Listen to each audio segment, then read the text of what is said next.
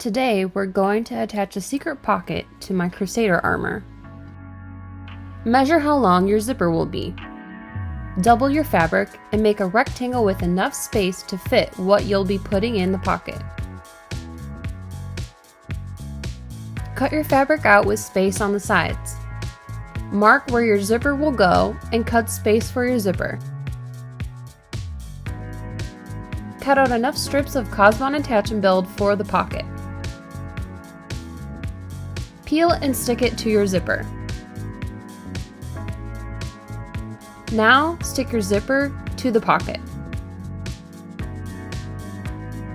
Put Attach and Build around the inside border of your pocket. Peel and stick both fabric pieces together.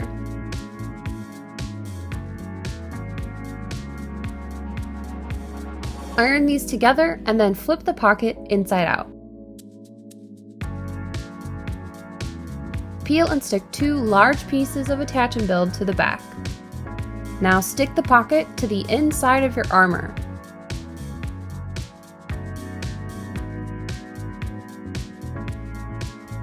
Now we have a secret pocket in our armor to fit all of our goodies.